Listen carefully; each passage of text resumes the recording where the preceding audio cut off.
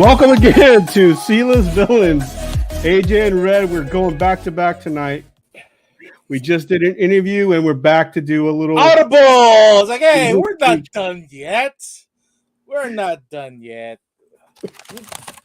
We had to say goodbye to Brett, and yeah, now we're back on because we still got plenty to talk about, and definitely I think because AJ's trepidation with Moon Knight, I think it's time to discuss last night's episode. Because I think terrible episode. I think it was a great episode. Really, it's because we got to see the tragedy of Mark Spector, the tragedy of Stephen Grant. You know, so Stephen Grant was just a really made up character, not an actual person that was embodied by Mark Spector. It was that split personality. But when with split personality, you think that he would be more schizophrenic. But in actuality, it's just a way for him to deal with a really abusive mother. Okay. I know she blames him for the death of his little brother, and you know that in itself, it's really heartbreaking for all the family. But you have then the mother still putting that stress on the kid and the father, and still lingering on the fact that the kid is dead. There's nothing he can do. Like, I know people who've had experiences in their childhood, and it is something that'll fuck you up for life, really. Right. That's how we get this Stephen Grant character, where it was a safe space. And the episode itself, we got to see more in depth of what made him tick, or what made them tick, and got to figure out like why was this big imbalance of on the scales where you have two fighting personalities within one person, and one of them tends to be really submissive, and the other one as a dominant personality. I think that episode best of the series so far, and it's the second to the last one. All right. Okay. What do you got to counter that? Here's my points to this, and it's not that the story was bad. It's that it's not what I'm expecting. So if this was a movie called Mark Spector, or if it was something named not a superhero movie or book show, then I'd be completely fine, like watching this and thought it was good acting, good plot, and all that stuff. But knowing the fact that it's a superhero TV show, like, yeah, I don't want like I don't want to. I want to be entertained. I don't want to have to like, I don't want to have to like get into a deep thought of like the trauma. Need character development here, even though it was like the second to the last episode of the series, where we finally get some character development. You still need to know why is he the way he is. Here's the thing, though. Here's the thing. Yes, we do need character development, but a lot of other shows, they've done it well, where they throw hints and they'll do flashbacks, but the whole episode isn't a flashback. Yeah, exactly, and that's where the director had failed. The director had failed in conveying this message. He should have broken up that episode within the last 4, and then that way we can finally figure out like he's more fucked up than we thought, and not just the fact that his childhood is fucked up. Then it's for him to find that safe space, to find that that normalcy for him. Yeah, I mean, like I said, like it was just too deep, too much to pay attention to. Like I just want a popcorn like movie, TV show. Like fun and you can go deep. Like look at the tone of Loki, right? Yeah. Loki was a fun movie, but there was some deep introspection on that character, right? Yeah, it was nicely spread out. Exactly. If they use that same sort of tone, sort of storytelling, that would have been far better approach to Moon Knight, I think. Okay. Well, we're not the directors nor Kevin Feige who makes the call. You know, and Kevin, it's all going to they fall on the director's shoulder. they How could he take. handled it. They're not always W's. There's got to be some L's here and there, right? Of course, of course, of course. And I think Moon Knight is a big L, but this episode kind of redeemed itself for me as far as like, okay, you're finally decent enough for me to continue to watch the last episode. like if they would have called it Mark Spector, then I would have been like, oh, okay, some TV show about some guy named Mark Spector. Yeah, when you're expecting Batman and you got mostly Bruce Wayne, and Bruce Wayne as a youth and still trying to go through puberty, then that would be what we have right now with Moon Knight. Yeah, yeah. I mean, a lot of teenage angst. Yeah, I mean, is Stephen Grant dead? Then he's not dead, right? Well, that personality is currently in the netherworld. Maybe there's a chance he'll get back, but there's also another personality still stuck in that little hell. But we'll see that. I thought it was like more like a purgatory type of thing. Purgatory, whatever it is, it's just the jump off point to whether you go to hell or you go to heaven. Yeah. I don't know.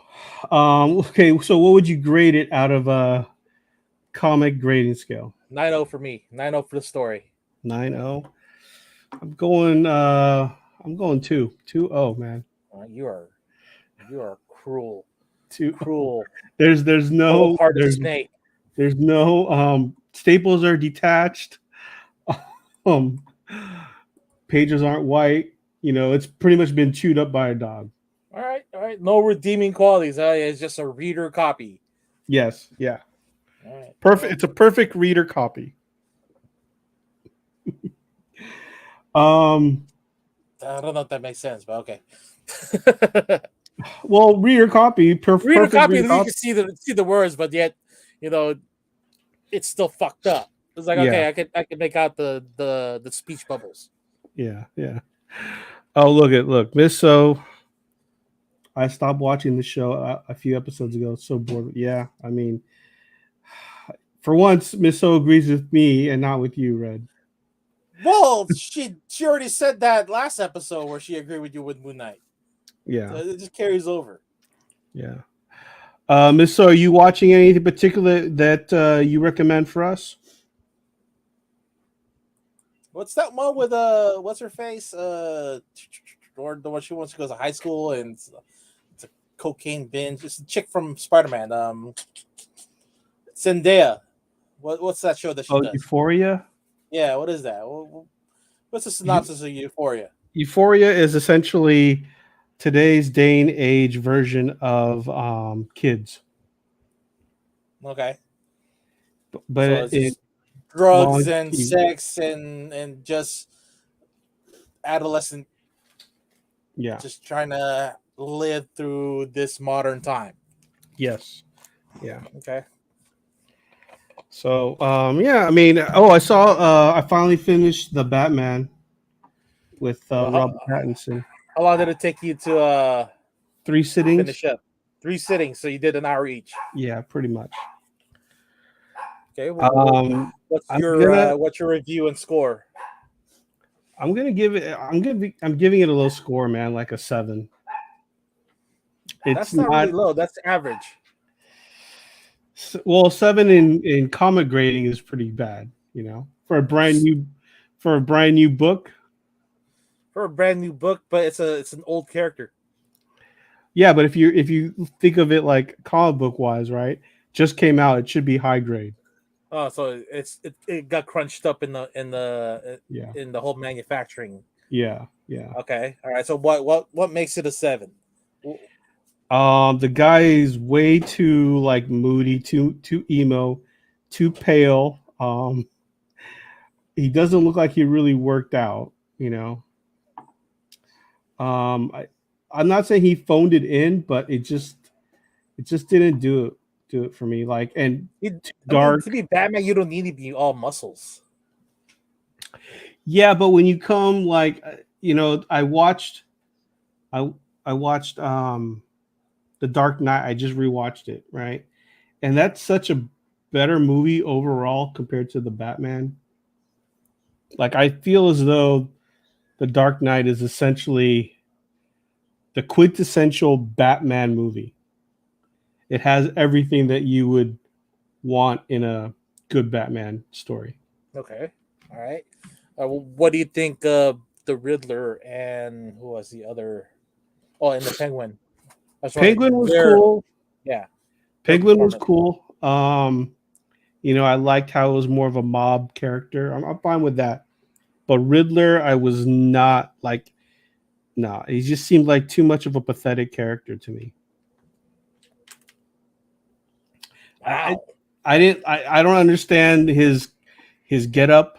Um, and like Riddler in the comic books was never like an insane guy like the way he's portrayed in this story. Well, you kind of they're trying to connect it to the modern world, especially now, how we have groups like QAnon and you know Proud Boys or whatever, and if you stuck to the campy Riddler of Jim Carrey and whatever Batman 66 that is, it wouldn't work out. Well, I mean, first of all, it doesn't have anything to do with being political though. It's just Not being political, but just saying that you get Riddler today would have a more serious tone than a campy Jim Carrey. that that's fine. You can have a serious tone, but this was not the Riddler. Like it's not like the only reason you think it's the Riddler is because he drops riddles. Other than that, it's not the Riddler. But isn't that the whole thing about Riddler is to drop riddles? No, well, I mean it is, but His name's the Riddler. Come on. if you've read comic books, you know I that know. Riddler isn't like this crazy dude. Like if you like the quintessential Riddler is he's trying to one up Batman by beating him with riddles, right? He's trying to take over things with the use of riddles. But I don't even know like his whole thing was Gotham City is broken and all this stuff like and they made him like into this like I need you to feel sorry for me type of character and Well, of course, that's but he did beat Batman with the riddles until the end. He had him on the ropes, really, where he was killing every, I guess, important person in the Gotham Police Department, and also the mob. He was winning most of the time until at the end, and then he figured out who Batman is. And yeah, you're gonna get a tragedy out of that character because then they portrayed him as this orphan that was failed by the system, and now he's out for revenge. Miss So saying keep in mind that this is only 2 years in. The Mm-hmm. Riddler may just maybe, but I mean he's already gone to this dark route where like he just to me it's not what the Riddler is all about. And that's just yeah. Well, maybe once he teams up with Joker, that maybe he becomes more psychotic and smart about trying to beat the Batman. Like if you want a good Riddler character, read what is it, Zero Year with Scott Snyder, and then War of Jokes and Riddles with what's it, Tom King. Those are two good Riddler storylines, and that's how I see Riddler as. So where do you think they grabbed this Riddler? I don't know. That's the thing. Like, Unless it was just something that Matt Reeves that just amalgamated from every Riddler story. yeah, I don't know where he pulled this Riddler from. That's the thing. Exactly. Look, that's almost, yeah. They kind of turned the Riddler into Scarecrow. Yes, they did, because he's making it. He wants people to fear. He's trying to put fear into the city. If they made this like, yeah, a Scarecrow, I would have been more on board with it. But Scarecrow don't do riddles.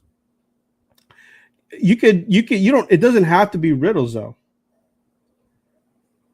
Riddles wasn't like a motivating factor for the movie. It could have been some guy who wants to rid the city of all the corruption by use of fear.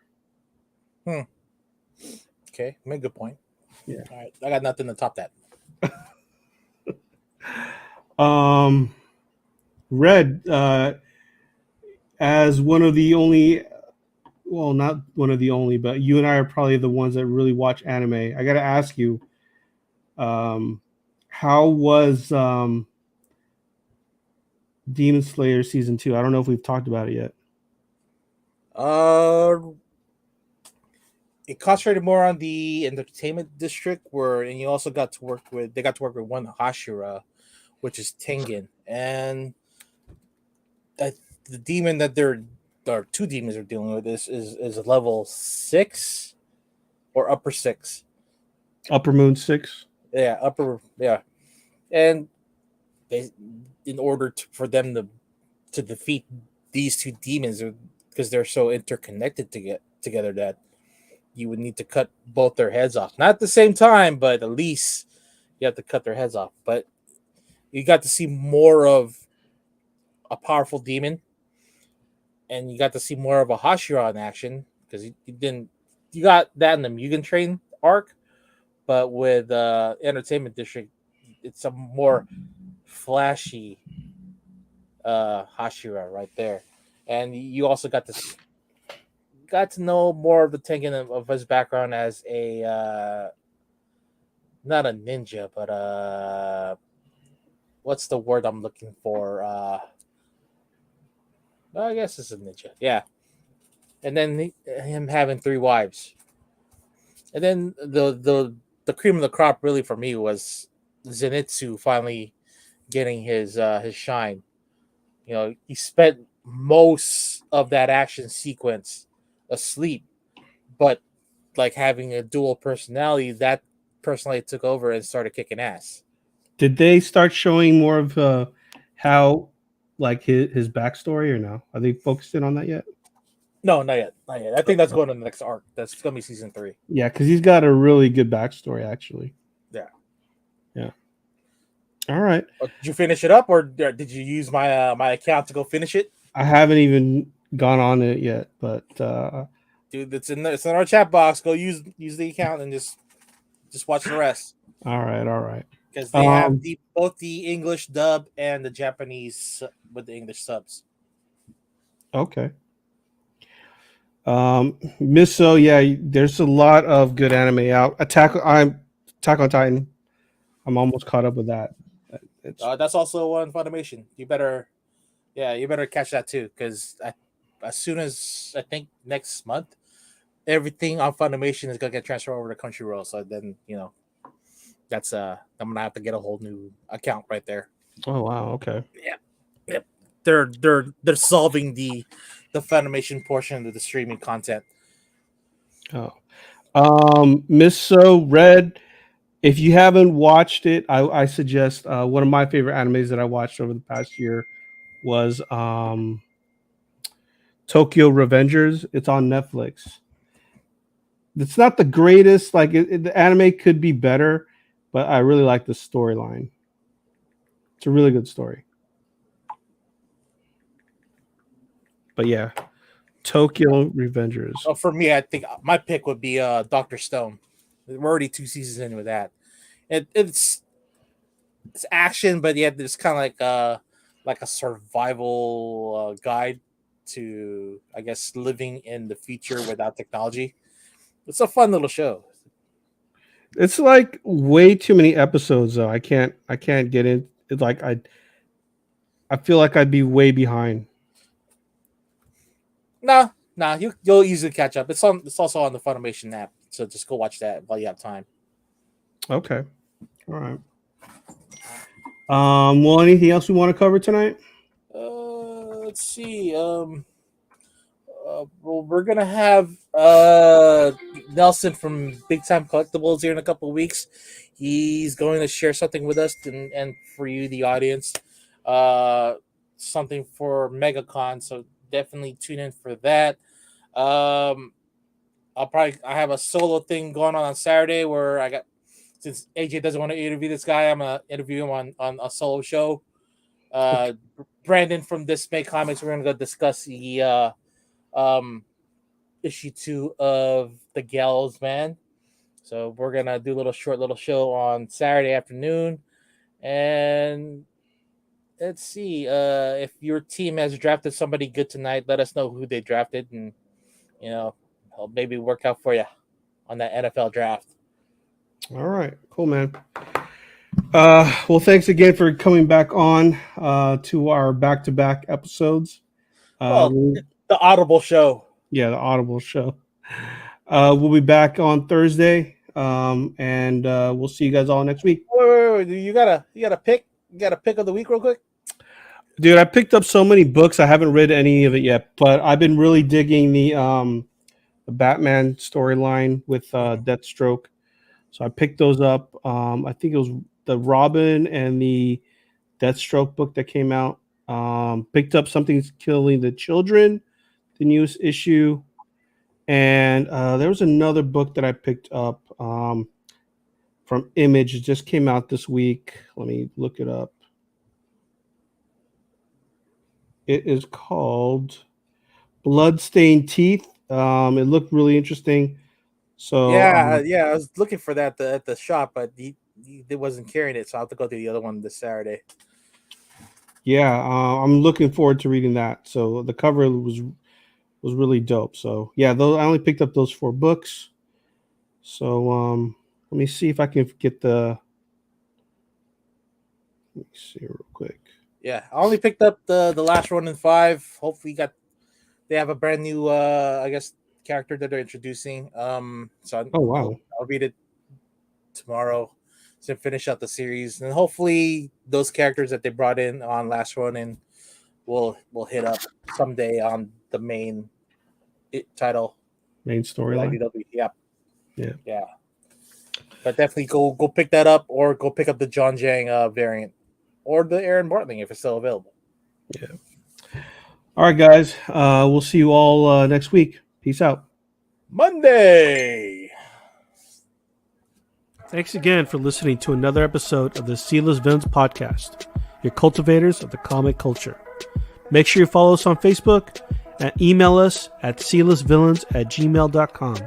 You can also leave us a voicemail or text us at 209-975-7597. Be sure to join Luke Week's Facebook group, Rare Keys and First Appearance Comics. And you can follow us on our 2 Instagram accounts, Sealess Villains and Sealess Villains Podcast. Lastly, follow the villains on their separate IG accounts, at Luke Weeks, at C-List Villainous Red, at C-List E-Man, and I am at AJ the Comic Collector.